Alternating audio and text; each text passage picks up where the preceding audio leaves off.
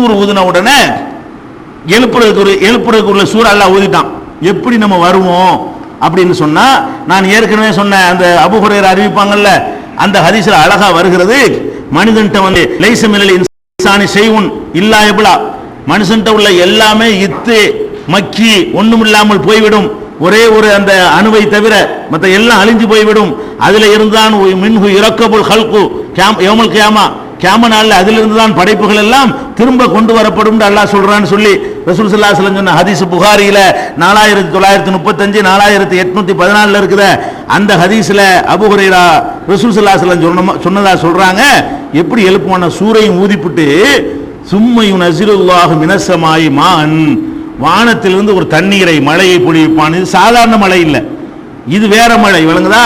வானத்திலிருந்து இப்ப கூட என்னென்ன மழையெல்லாம் வந்து மீனோட மழை பெய்யுதுங்கிறான், ஐஸ் கட்டி மழை பெய்யுதுங்கிறான், மழையில் என்ன செய்யுது ஆசிட்டு மழை பெய்யுதுங்கிறான், ஒரு ஊர்ல மழை பெஞ்சு நெஞ்சிட்டு எல்லாம் கைகாலில் வந்து போச்சுங்கிறானுவா. அந்த மாதிரி எல்லாம் மழையில் பல விதங்கள் இப்பவும் நடந்து கொண்டிருக்கிறது. இப்ப கூட என்ன இருக்குது, பலவிதமான மழைகள் எல்லாம் பெய்யத்தான் வைக்கிறான். அப்படி நான் ஒருத்தர் இருக்கேன்னு காட்டுறதுக்காக வேண்டி வெறும் குடித நீரை மட்டும் எல்லாம் மழையை இறக்கிட்டு இருக்கல, சில நேரங்களில் வித்தியாசமான மழைகளையும் எல்லாம் பொழிய செய்யறான்.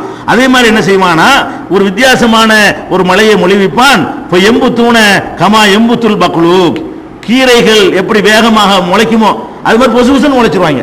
அந்த தண்ணியை கொண்டு அந்த அணுவுல ஊத்தணும். அந்த அணு இருக்க அழிஞ்சு போகாத அணுவை இந்த மண்ணுக்குள்ள எல்லாம் காப்பாற்றி வச்சிருக்கிறானே. மீன் திண்டாலும் எரிச்சாலும் சாம்பலாக்குனாலும் என்னவானாலும் அது ஒண்ணு மட்டும் அழியாமல் இருக்குமே, அதை முளைக்கிறதுக்கு என்ன ஓரமோ அது தனியா எல்லாம் வச்சிருக்கிறான். அது ரெண்டு மிக்ஸ் இல்லாட்டி இப்ப முளைச்சு முடிச்சு எரிச்சிருவானுல. அதுல அப்படி இல்லாம வெறும் தண்ணியை ஊத்துனா முளைக்குவான்னு வைங்க, எல்லாம் செத்தவெல்லாம் பூமியில இருந்து எரிஞ்சு வந்துட்டு இருப்பான். அதுக்காக என்ன செய்யறான், அதுக்கு தேவையான அந்த தண்ணீரை அவன் தனியா மறைச்சு வச்சிருக்கிறான். அப்படி கீரை முளைக்கிற மாதிரி அவர்கள் முளைத்து வருவார்கள். அப்படி அதான் அந்த ரசூல் ஸல்லல்லாஹு அலைஹி வஸல்லம் விளக்கம். இது அல்லாஹ் கூட என்ன செய்யறான், கபூரில் இருந்து வெட்டுக்கிளிகளை போல, வெட்டுக்கிளி அப்படித்தான் வரும். வெட்டுக்கிளிகள் என்ன செய்யும்டா, பூமியில இருந்து அப்படி சர்ற சர்னு பாஞ்சிட்டு வரும் பாத்தீங்களா, அந்த மாதிரி என்ன செய்வார்களா, ஹுஸ்அன் அப்சாருஹும் யஹ்ருஜூன மினல் அஜ்தாசி கஅன்னஹும் ஜராது முன்தஷிர், பரவி கிடக்கிற வெட்டுக்கிளிகளை போல கபரில் இருந்தவர்கள் வெளிப்பட்டு வருவார்கள், மண்ணில் இருந்தவர்கள் வெளிப்பட்டு வருவார்கள். இது 54வது சூறாவுல 7வது வசனம், 70வது சூறாவுல 43 44 வசனங்களில் சொல்கிறான். யௌம யஹ்ருஜூன மினல் அஜ்தாசி சுர்அன், கபரில் இருந்து மிக விரைவாக அவர்கள் வெளியேறுவார்கள்.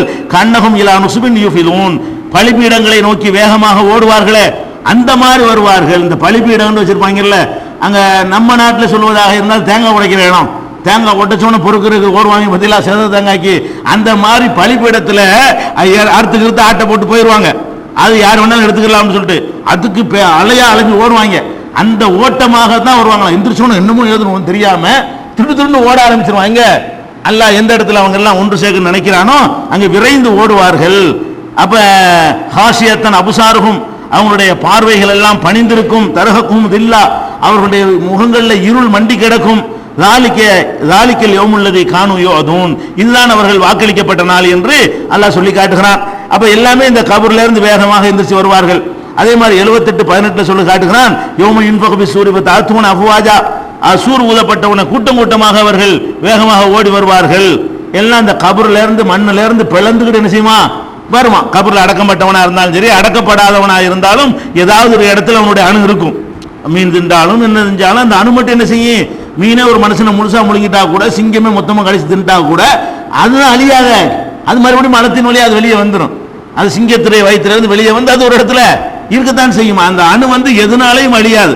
அதனால அதுல இருந்து அவர்கள் வருவார்கள் என்று அல்லாஹ் சொல்லி காட்டுகிறான். இப்படி வருவதில்லையே ரசூல் ஸல்லல்லாஹு அலைஹி வஸல்லம் சொல்றாங்க, அதுல கூட ஒரு தர்த்தீப் இருக்குதான். இப்படி எந்திர சூர் ஊதுனோன்னு தண்ணியை தொளிச்சவன முளைச்சு வருவாங்கல்ல, அதுல அல்லாஹ் வந்து ரசூல் ஸல்லல்லாஹு அலைஹி வஸல்லம் அவர்களுக்கு தான் முதலிடம் கொடுக்குறான். ஃபர்ஸ்ட் முளைச்சு வர்ற ஆள் யாரு, அந்த தண்ணியை ஊத்துனவுனே அதுல இருந்து முளைத்து எழும்பக்கூடிய ஆள்ல முதல் ஆளாக நான் தான் இருப்பேன் ரசூல் ஸல்லல்லாஹு அலைஹி வஸல்லம் சொல்றாங்க. ஆனா சையது உல்தி ஆதம், ஆதமுடைய மக்களுக்கு நான் தான் தலைவன். யௌமுல் கியாமத்தி, கியாமத்து நாளையில நான் தான் ஆதமுடைய மக்களுக்கு எல்லாம் தலைவனாக இருக்கிறேன். அவ்வளவு மன் இன்ஷக்கு அன்ஹுல் கபரு, கபரு முதல்ல யாருக்கு பிளக்குமோ அது எனக்கு தான், நான் தான் அங்கிருந்து என்ன செய்வேன், மண்ணை பிளந்து கொண்டு முதல் ஆளாக எழுந்திருப்பேன் என்று நபிகள் நாயகம் ஸல்லல்லாஹு அலைஹி வஸல்லம் சொன்னதாக சஹீஹ் முஸ்லிம்ல 4223வது ஹதீஸ்ல இடம்பெற்றிருக்கிறது.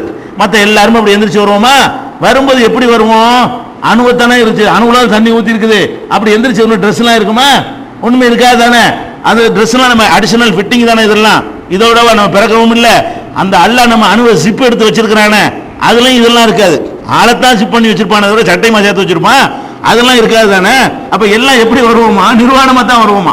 அந்த எழுப்புறோம்ல எல்லாருமே, ரசூல் ஸல்லல்லாஹு அலைஹி வஸல்லம் அவங்களா இருந்தாலும் சரி, நபிமார்களா இருந்தாலும் சரி, ஆண்களா இருந்தாலும் பெண்களா இருந்தாலும் எழுப்பப்படும் பொழுது எல்லாருமே என்ன செய்வாங்க? நிர்வாணமாகத்தான் வருவார்கள்.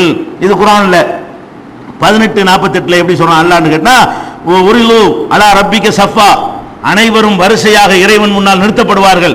எழுப்பின உடனே அல்லாஹ் வந்து அவன் ராஜ்யத்தை அப்பதான் காட்டுவான், அப்பதான் எல்லாரும் பார்ப்போம். அவன் முன்னால் நிறுத்தப்படுவார்கள். நிறுத்தப்பட்டவன் அல்லாஹ் கேட்பான், லகத் ஜிஅ்துமூனா, நம்மிடத்தில் வந்து விட்டீர்களா? கமா ஹலக்னாக்கும் அவ்வள மர்ரா, எப்படி படைச்சோமோ ஆரம்பத்தில்.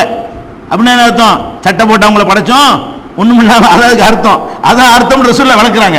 இதுக்கு வேற என்ன அர்த்தம் வந்தாலும் நீங்க கொடுக்க இயலும்னாலும் இதுக்கு அர்த்தம் என்னங்கிற ரசூலுல்லாஹ் என்ன விளக்குறாங்க? இதுக்கு அர்த்தம் நிர்வாணம்ங்கிறாங்க. அப்ப கமா ஹலக்னாக்கும் அவ்வள மர்ரா, முதல்ல உங்களை படைச்சோமே அந்த மாதிரி வந்து விட்டீர்களா அப்படின்னு அல்லாஹ் கேட்பான். 18வது சூறாவுல 48ல கேட்பான் இருக்கிறது.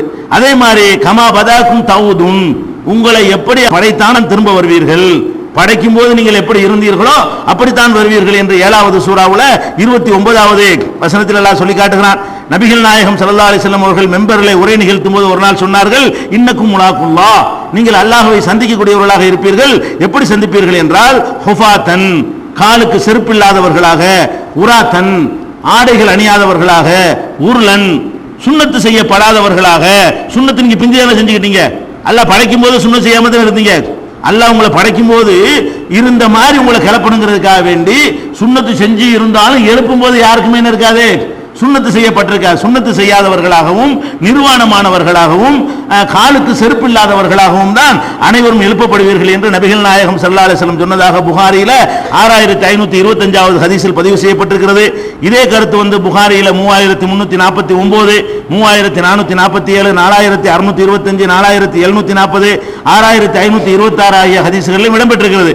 இது ரசூல் ஸல்லல்லாஹு அலைஹி வஸல்லம் சொல்லும் பொழுது ஆயிஷா நாயகி ஒரு கேள்வி வரை கேட்கிறாங்க, அல்லாஹ்வுடைய தூதரே, அது இப்படி ஆம்பளை கும்பலை எல்லாம் நிற்கும் போது நிர்வாணமா நின்றா இப்படி பார்க்கவே சகிக்காத. ஆயிஷா நாயகி கேட்கிறாங்க, நிர்வாணமா இருக்கும்போது அது எப்படி ஒருத்தர் கொடுத்த பார்த்தா அசிங்கமா இருக்குமே அப்படின்னு கேட்கிறாங்க. எப்படி கேட்கிறாங்க? இது புகாரியில 6527வது ஹதீஸ்ல இருக்கிறது.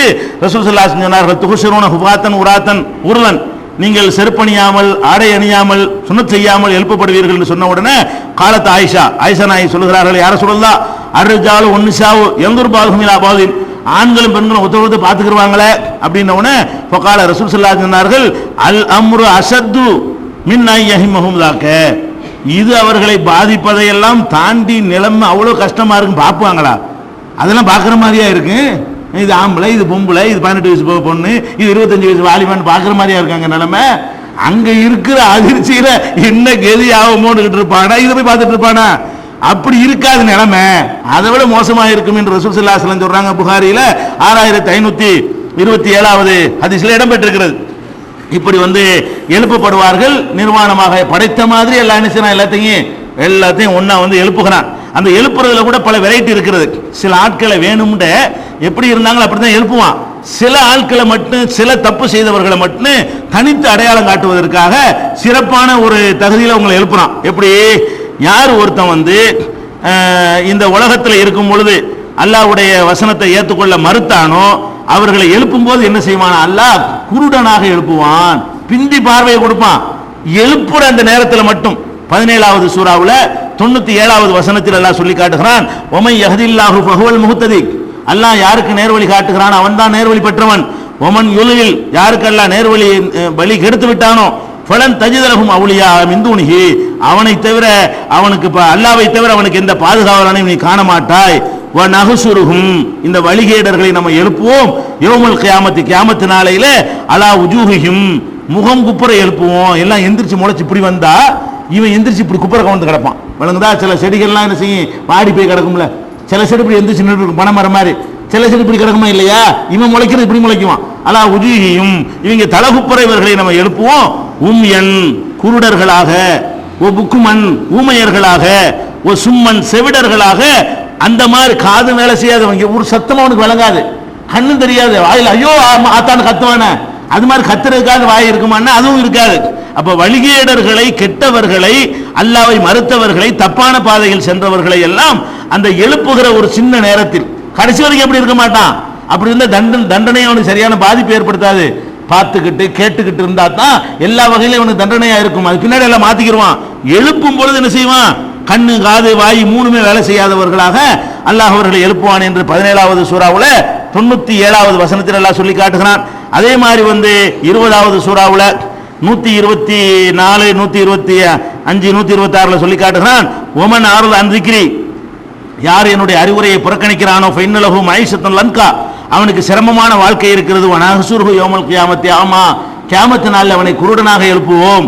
எழுப்பினவன் அவன் கேட்பான், கால ரப்பி லிம ஹஷர்தனி ஆமா, யா அல்லாஹ் ஏன் என்னை குருடனாக எழுப்பினாய்? கது குந்து பசீரா, நான் தான் பார்வை உள்ளவனாகத்தான் நான் இருந்தேன், எதுக்கு என்னை குருடனாக எழுப்பினாய் என்று கேட்பான். அதுக்கு அல்லாஹ் பதில் சொல்வான், கதாலிக்கு அப்படித்தானே எழுப்புவேன், அத்தத்துக்கு ஆயாத்துனா நம்முடைய வசனங்கள் உனக்கு வந்தன, ஃபனசீதஹா அதை அலட்சியப்படுத்தினாய், கதாலிக்கல் யௌமத்துன்சா அது மாதிரி இன்றைக்கு நீ அலட்சியப்படுத்தப்படுகிறாய் என்று அல்லாஹ் பதில் சொல்வான் என்று சூரத்து தாகாவுல 20வது சூறாவுல 124 125 126வது வசனத்தில் இருக்கிறது. அதே நேரத்தில் குருட்டு பயிலா இருந்துகிட்டு அதில் என்ன செய்யறான்னா, குருடாவும் இருந்து குருடா இருக்கிறதே பார்க்க சகிக்காது, குருடா இருப்பதோடு அவங்களுடைய கண் நீல கலரா வர இருக்குமா. கெட்டவங்களுக்கு அடையாளம் என்னன்னு கேட்டா கண்ணும் தெரியாது, அந்த தெரியாத கண்ணு எந்த கலர்ல இருக்கு? ப்ளூ கலர்ல இருக்கு, முன்கண்ணைக்கு மாதிரி இருக்கும் போல இருக்கு. அது 20வது சூறாவுல 102 சொல்லி காட்டுகிறான். யோம இன்பகபி சூரி, சூர் ஊதப்படும், உன் அகசூரல் முஜ்ரிமீன யோம இதின் சுர்கா, குற்றவாளிகளை அன்றைய தினத்திலே நீல நிற கண்ணுடையவர்களாக எழுப்புவோம் என்கிறான். அதுல அந்த நியாய தீர்ப்பு நாள்ல